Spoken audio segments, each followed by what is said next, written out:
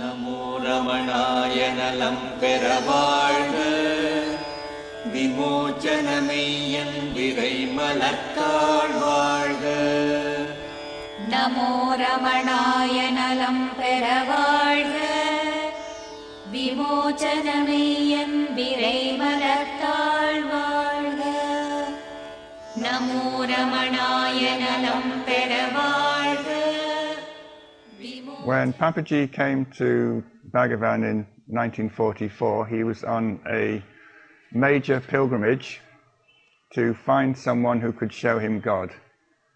This was an ecstatic, visionary Bhakta who had fallen in love with Krishna as a 7-year-old boy.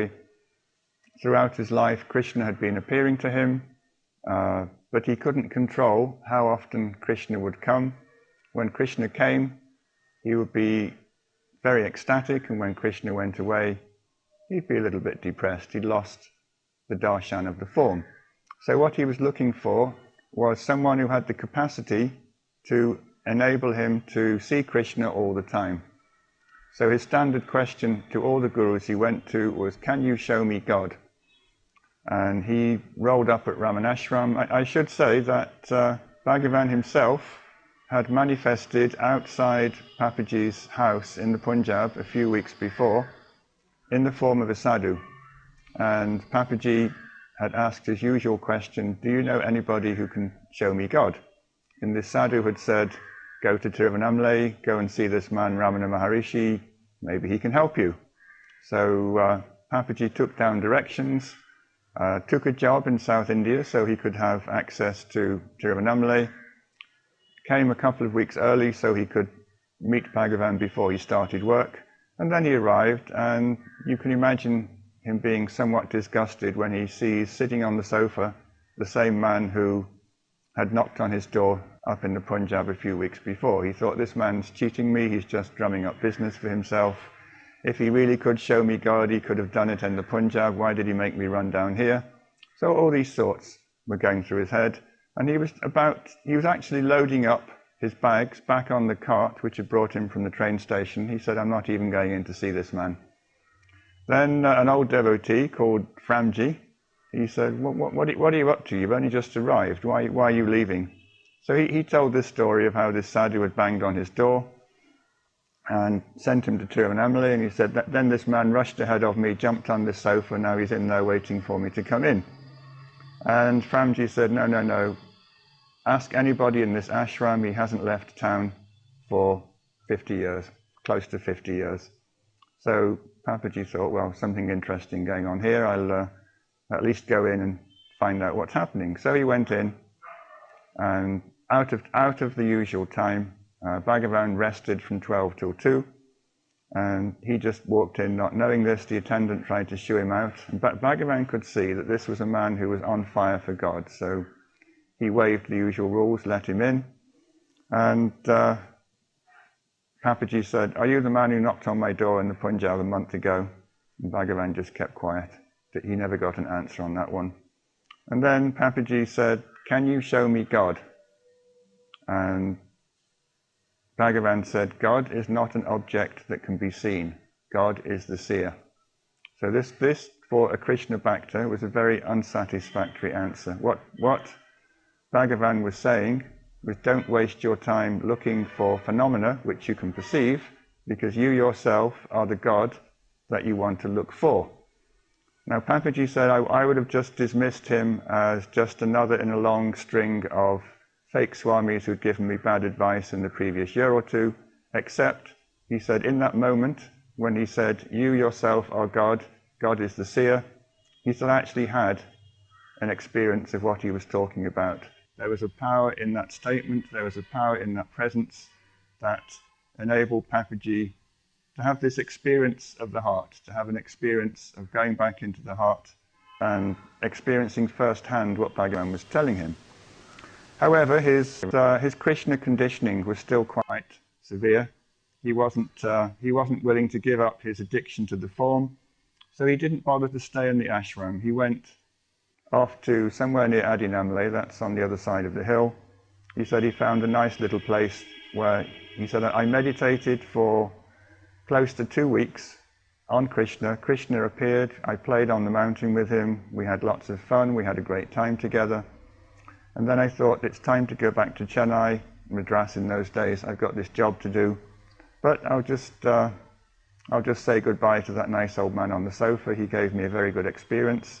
Plus, he was feeling in a very boastful mood. He thought, I know for a fact that I've been seeing Krishna for 2 weeks. I bet that man on the sofa hasn't seen him once.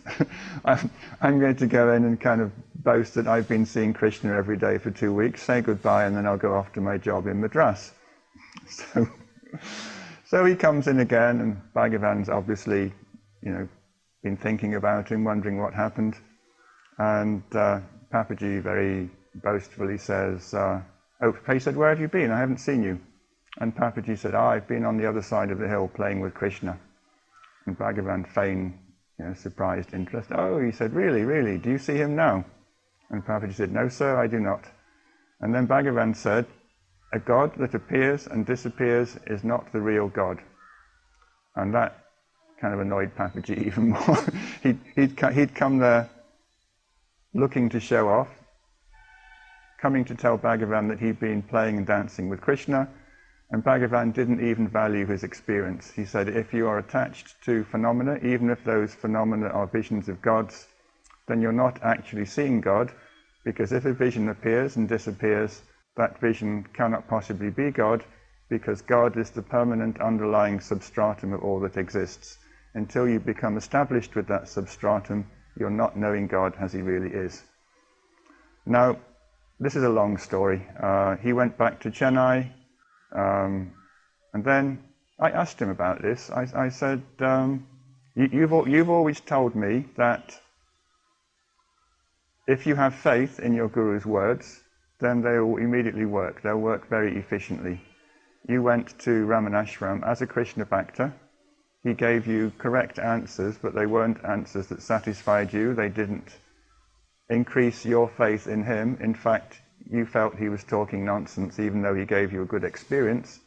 So how did you generate the faith in his words that caused you to actually experience what those words were talking about? And then he said, oh yes, I forgot to mention that there was another trip. He said, I went back a few weeks later, and I sat in front of him.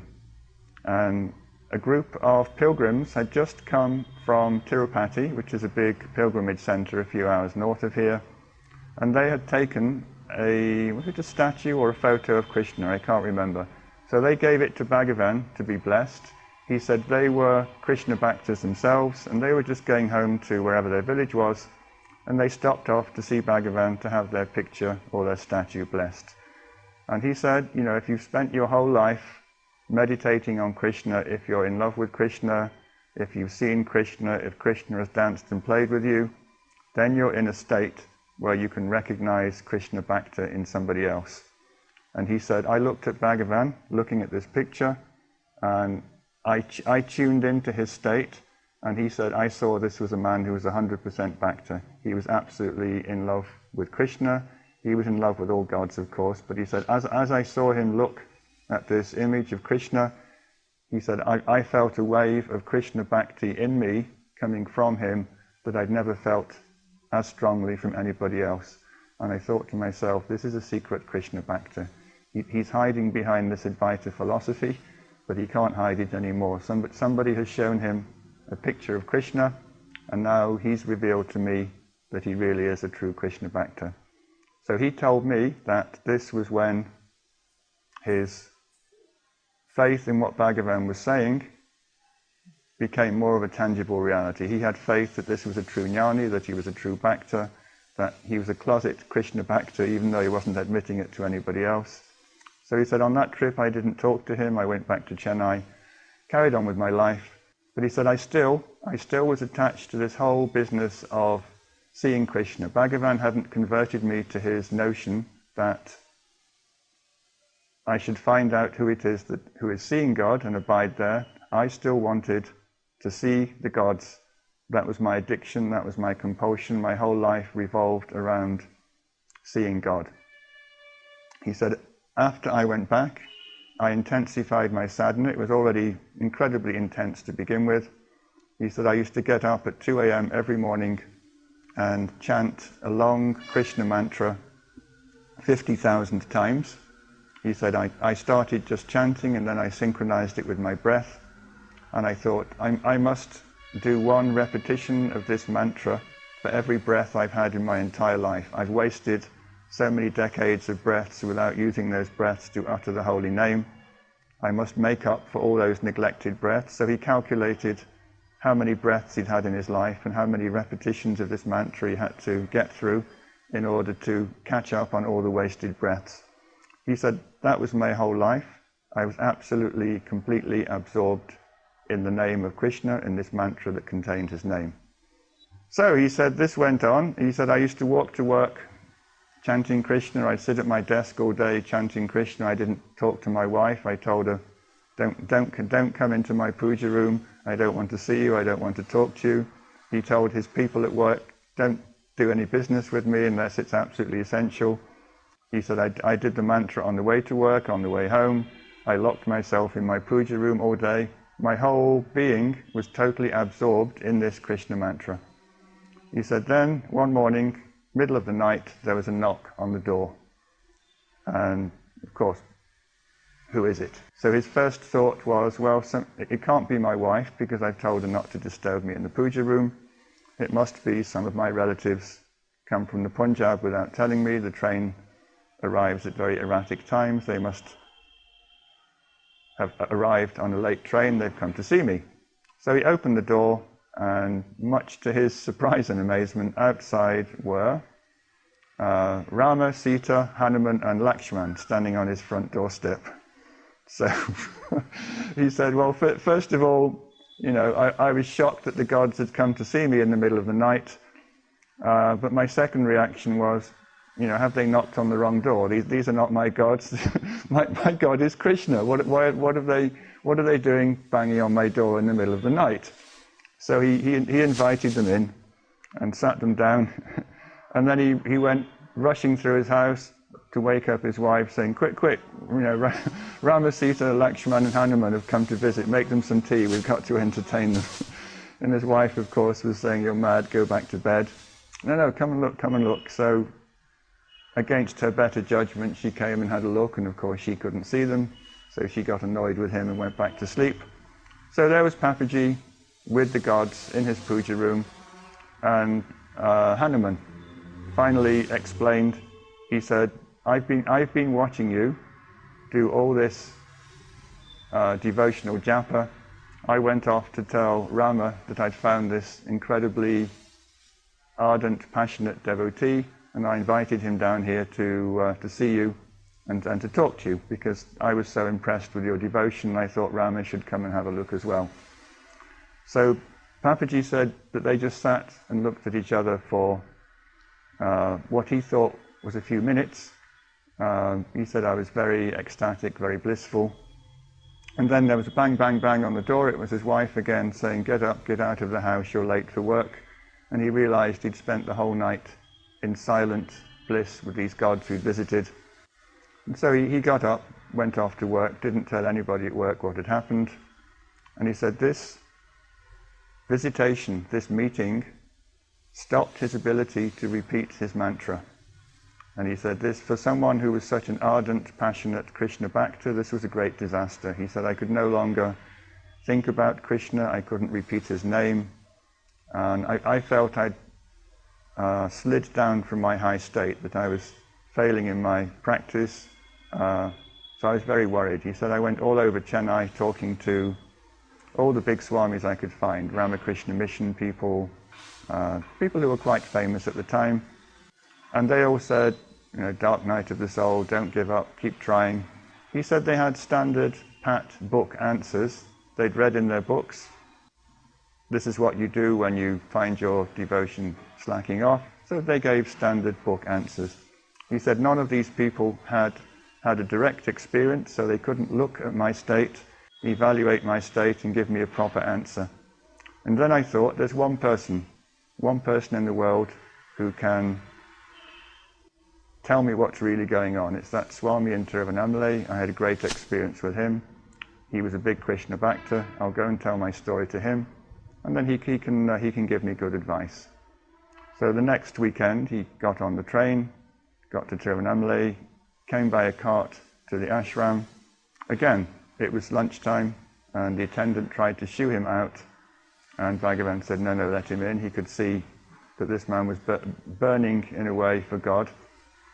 And Papaji told the whole story, and Bhagavan said, how did you get here today? And Papaji said, well, I came on the train. And then he said, and what happened when you got off the train? And Papaji said, I got into a bullock cart, came to the ashram. And then what happened? He said, well, I got off the bullock cart, walked in here and prostrated. And then Bhagavan paused for a while, and he said, in the same way that those conveyances took you to your destination, and here you are presenting yourself to me, your japa took you to your destination, you have arrived, you have arrived, you have arrived. And he said, in that moment, I reconnected with the self I really was. I understood that this passionate japa had in fact been a distraction, very pleasant, but nonetheless a distraction. He said, when I was a small boy, 6-year-old, I had a direct experience of the self.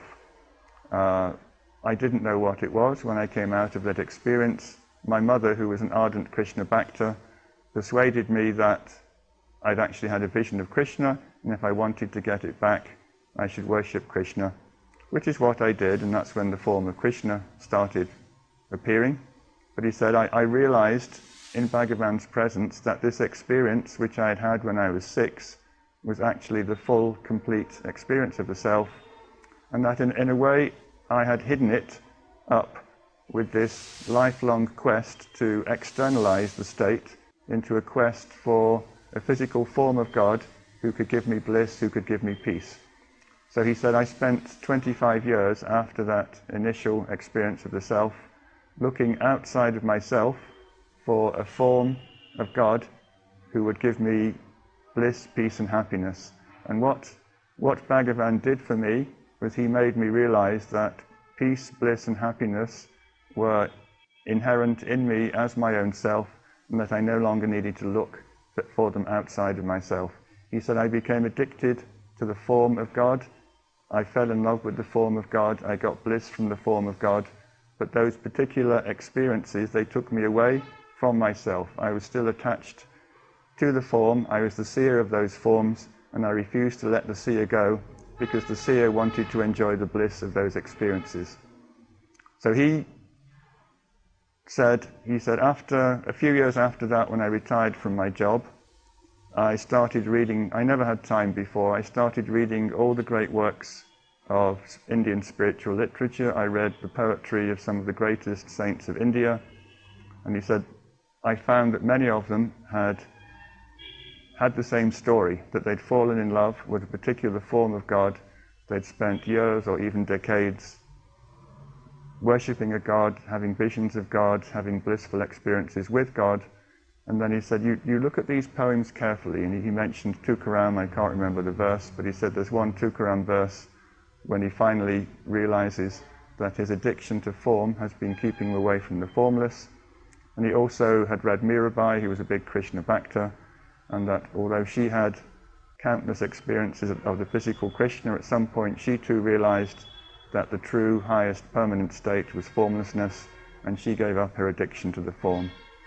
He said, I was misdirected by my mother when I was 8 into external worship of a form that gave me bliss, peace and happiness, and it was Ramana Maharshi who took me back into the self, who showed me my own self, who showed me that there is nothing external to the self, and that there is nothing apart from the self that can give you any happiness greater than or different from the bliss of the self.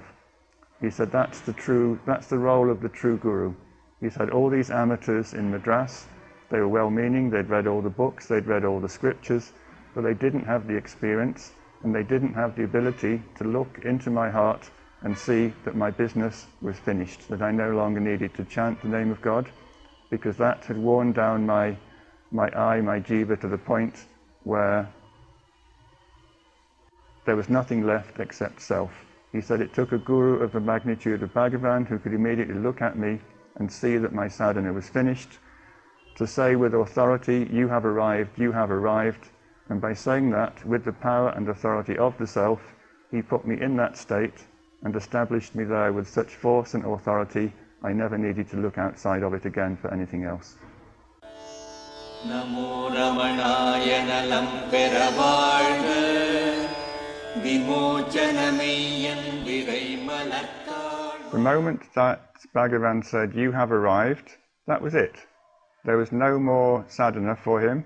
He knew himself to be self, he was established as self, and he said, what Bhagavan did for me, that my practice never did by itself, and which no other teacher could ever do for me, was show me my own self, establish me in my own self, with such force and authority that I never ever needed to go looking for anything again. I knew that, as he'd said at the first meeting, God is the seer, God is not the thing you look at, God is the one who sees. I became established as that seer through the authoritative command of my master. I became established as that self, and he said, I never wavered from that self again. What the force of Bhagavan's pronouncement did for me, he told me, is that he made me realize that there is nothing external to that self that needs to be desired or striven for. He said, after that, forms of Krishna would still appear. He said it was my destiny to see gods a lot.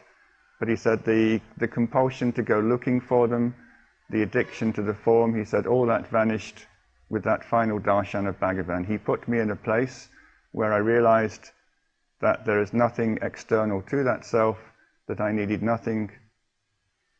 There was nothing to be searched for, nothing to be attained. He said that was my state. He re-established me in that state which had spontaneously manifested when I was a young boy. And he said I never needed to do sadhana after that. My practice was finished. The next part of that was, did he take to self-inquiry? And the answer to that is no, never as a practice.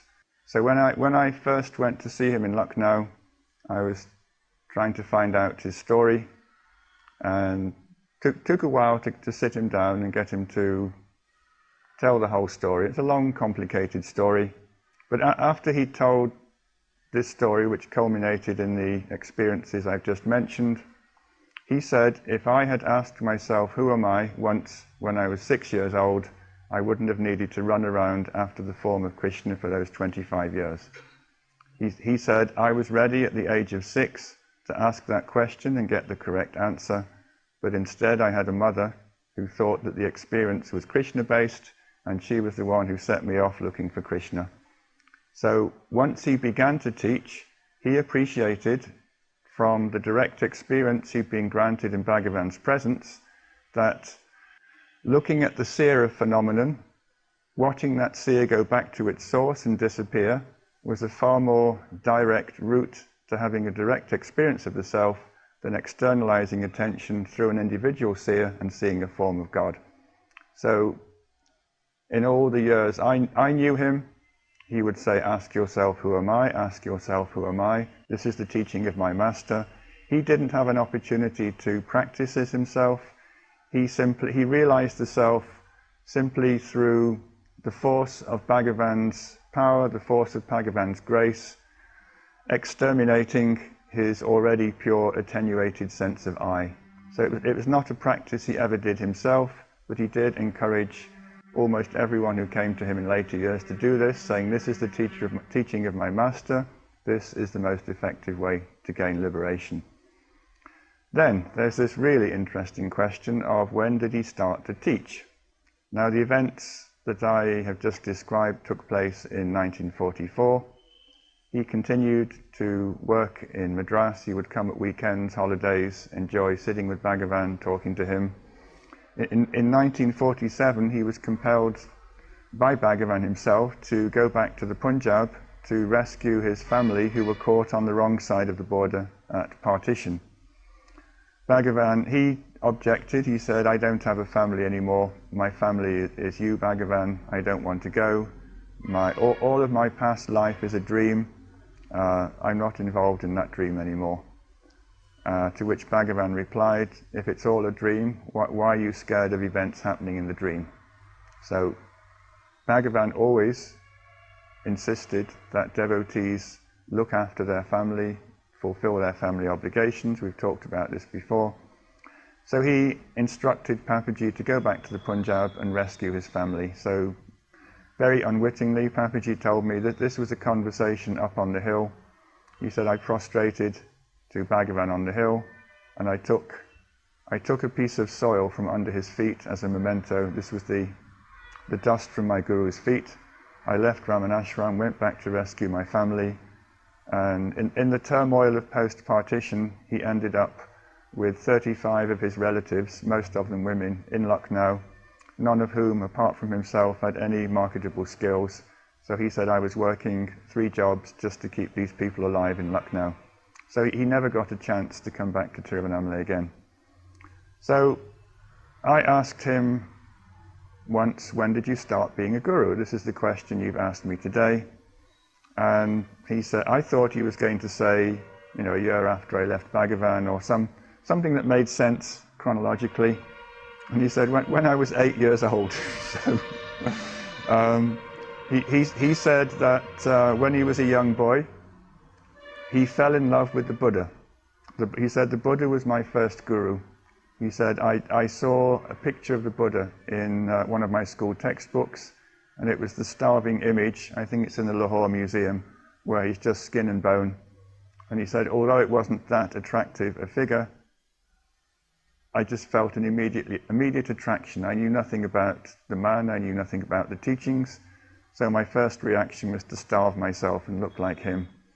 And then I noticed he was wearing orange robes, so I stole one of my mother's saris, I dyed it orange, and I was secretly going around Lyallpur, that was his hometown, begging, because that's what Buddhist monks did. He said, I was trying to imitate the life of the Buddha. And then he said, I read that the Buddha gave sermons. He said, I knew absolutely nothing about Buddhism, but I went to the clock tower in the center of Lyallpur. That's where all the politicians came and gave their speeches. I marched very confidently up the steps of the speaking podium under the clock tower, and I gave a lecture, a sermon on Buddhism. So I said, well, what did you say? You didn't know a single thing about it. He said, I don't know, but I remember standing there and talking very eloquently for a long time. So he said, this ability to communicate has been there all my life. He said, people have been coming to me, even though I wasn't fully enlightened. There was a kind of energy field around me. People have been attracted to me all my life. And he said, I haven't ever been able to hide. Wherever I am, from a young age on, people have come to me for advice. So I thought, well, this is a little bit odd. And the next time I was in Delhi, I talked to Shivani, his daughter. I must tell a Shivani story. Shivani lived in Madras with Papaji, and occasionally she would come here and have darshan of Bhagavan at weekends when Papaji came. The first time she came, she sat in front of Bhagavan and immediately went into samadhi. She couldn't be woken up for the lunch. She just sat there completely oblivious to the world, to her body. And Major Chadwick, probably in a good-humoured way, said to Bhagavan, look at this. This girl's only been here 10 minutes and she's gone into samadhi. What about all the rest of us? We've been here years waiting for this, and you haven't given us this experience. And Bhagavan smiled and said, how do you know she's not older than you? Meaning she was probably some kind of old soul who was ready for the experience. And as soon as she sat down in Bhagavan's hall, it happened to her. So Papaji told me this story in Lucknow, and he said, every time I ask her to tell me what happened, she has no idea, she can't explain, but something in her goes back to that experience, and it touches her so deeply, even today, that you see a kind of startled paralysis in her face, and she can't speak, and then she starts crying.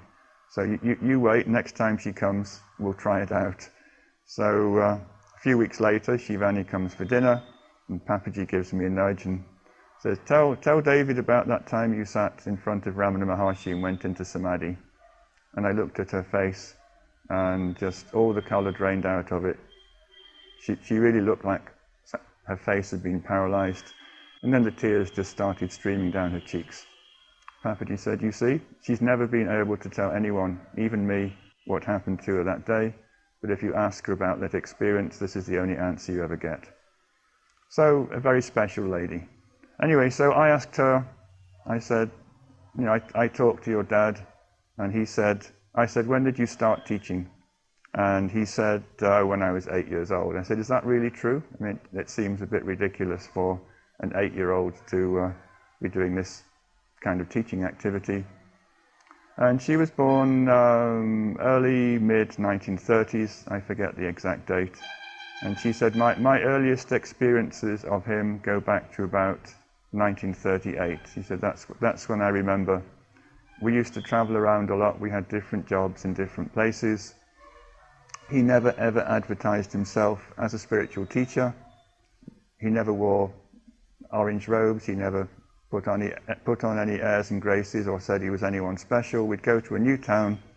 He'd start his job, and within 24 hours, people would be banging on the door asking to see him. And he said, if you didn't close your windows, there would be people trying to jump in through the windows. That there was something about this man that he couldn't hide himself. He had a power, an ability to transmit that power, and even before he had his final experience with Bhagavan, that power was attracting people, and we couldn't hide. Wherever he went, people would find us and they'd besiege us. So I thought, okay, this is probably true. Though something inherent in Papaji gave him this power to attract people and to give them experiences. So on another occasion, we had a very good, long, interesting discussion on what gives some enlightened people the power and the authority to wake others up. Some people can be enlightened, but they don't have the authority and the power to show other people and to put other people in that state. I said, where does that come from? And he said, if it's your destiny to be a teacher with that power, then you don't have to train for it. He said, training is for lawyers, politicians. They go and apprentice themselves to somebody else who knows their job and they learn. He said, if the self has decided that it's your destiny to be a teacher, then that power comes automatically. You don't have to do anything. It's there. And whenever that power is needed, that power comes through you and does its work. He said, at some point I realized that was my job, that was my destiny. I didn't do anything to achieve it, anything to attain it, but I recognized that power flows by me, through me, and affects other people. Namo Ramanaya nalam peravalga vimochanameyan virai malattal. Papaji recruited me to be his official biographer in 1992. So that gave me carte blanche to quiz him about anything I liked, and this is one of the things that I asked him about on several occasions. We went round and round the subject, and I could never quite get to the bottom of it. So, if you want a traditional A comes before B comes before C chronology of his life, you could say that there was a culminating moment in front of Bhagavan where Bhagavan showed him the self.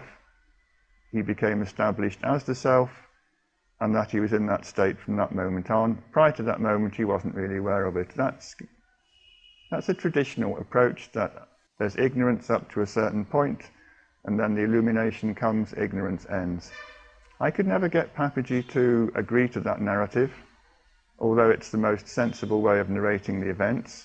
What he told me is that at the end of the First World War, there was a public holiday to commemorate the British victory, and that his family went off to Lahore to visit relatives there, and it must have been a hot May evening. He said they were serving mango lassis in a courtyard of the house. He said, I was given a mango lassi to drink, and he said, I wasn't able to drink it. I just got into a state of complete paralysis just holding this thing in my hand. And he said, that was my experience of the self. He said, in a way, that experience never left. He said, I voluntarily ignored it, ran away from it, misdirected it, but he said in the background, for my whole life, that undercurrent to some extent was there. It didn't come, go away, then I had to look for it again. He said somehow that self-experience never left me, but I had a whole bunch of stupid ideas that made me look for bliss, God, in the wrong direction. The whole Krishna Bhakti thing was one misdirected effort. At one point he became what nowadays we would call a terrorist. He joined a violent militant gang who didn't believe in Gandhi's non-violence. He said that he was involved in plots to kill the British Viceroy. He was involved in all kinds of mad, violent escapades. So it's kind of hard to square his contention that there was an undercurrent of self-awareness, self-knowledge all the time, on top of which was this, for example, episode in a Punjabi gang who was sworn to overthrow the British by force. And he told me that he gave up. He said, I realized from a practical point of view that the British had a far superior armed force in India, and that no gang of saboteurs was ever going to overthrow the British Empire. So he said it wasn't that I lost interest in kicking them out. He said I just realized that a semi-trained rabble such as the one I was in wasn't going to achieve any results. So this led him at a later date to volunteer to join the British Army. Now, again, this is a rather bizarre career choice for a man who was a Krishna Bhakta, who was saying that at some level I was consciously aware of myself as self, I was a Krishna Bhakta. So I said, why would you want to join the British Army? You're trying to kick them out. He said, I thought if I joined the army I could get training in British military tactics, armaments, and then I'd be better equipped to carry on my campaign to kick the British out of India. So still, on top of this substratum of knowing self was this very peculiar script, this destiny of wanting to be a violent militant to expel the British from India. So he has some hilarious stories about this double life he led in the British Army. He says that he graduated from Dehradun, which is a military academy, became an officer in the army. And once you've graduated, you get a Batman to look after you. And he said he would discharge his Batman in the evening and say, don't disturb me. I'm going to spend the night by myself. Don't come by till 7 o'clock tomorrow morning. And then he said he would lock himself in his room. And as soon as the door was locked, he'd take his British Army uniform off and dress up in a sari. He wanted to be a Krishna gopi. He wanted to dance in front of Krishna. So by day, he was marching up and down the parade ground, practicing his rifles and shouting at his troops. Then he'd lock the door at night, strip off, put a sari on. He said, I spent all my salary on buying jewelry and makeup. And he said, I'd spend the entire night being a gopi and dancing in front of my statue of Krishna, trying to make Krishna appear in this army barracks I was stationed at. And he said, Krishna would come. He said, sometimes we'd spend the whole night dancing in this military barracks. And then at 7 o'clock the next morning, he'd sober up a bit, change his outfits, he'd put his military uniform back on again, and he'd go out for breakfast. And he said his commanding officer, he said, I could put the uniform on, but I couldn't wipe the grin off my face. So I turned up for breakfast looking like I'd been drinking all night. It looked like I was drunk. So he said the colonel of my regiment told the barman never to serve me any drinks in the bar because he just assumed I was spending the whole night in my room getting drunk. So there are all these extraordinary episodes, the time in the gang, training in the army, where there was a kind of double life. One part of him wanted to be an active, violent militant. Underneath there was a passionate desire to see Krishna, and successfully on occasions, he saw him many times. But he said all this was playing itself out on an undercurrent of self which never actually left me. So he said it's wrong to see all this as a chronology of ignorance succeeded by knowledge and illumination. He said there were all these competing events, these competing personae on top of this substratum of self. I actually knew who I was, but on top of all this was this desire to be a militant, a desire to throw the British out, a desire to learn military tactics, a desire to see God. And he said what finally happened when I saw the Maharshi in Tiruvannamalai for the last time was he stopped me having any desire, any interest in looking outside of myself for anything that could be attained that wasn't myself. He said that was the role that my guru played in my life. He stopped me wanting to have a military or political goal. He stopped me wanting to see God. He showed me that I am the self. He established me in that state, and he put me there. He forced me into that state with such a definitive push that I never left it and never ever desired anything other than self again. Namo Ramanaya nalam pera vaalga, vimochanameiyyan virai malarthaal vaalga. Namo Ramanaya nalam pera vaalga, vimochanameiyyan virai malarthaal vaalga. Namo Ramanaya nalam pera vaalga, விமோசனமெய்யன் விரை மலர்த்தாள் வாழ்க. அடிமுடிக்குண்டாய அநாதித் தொடர்பின் விடமுடியாமை மறந்து விட்டு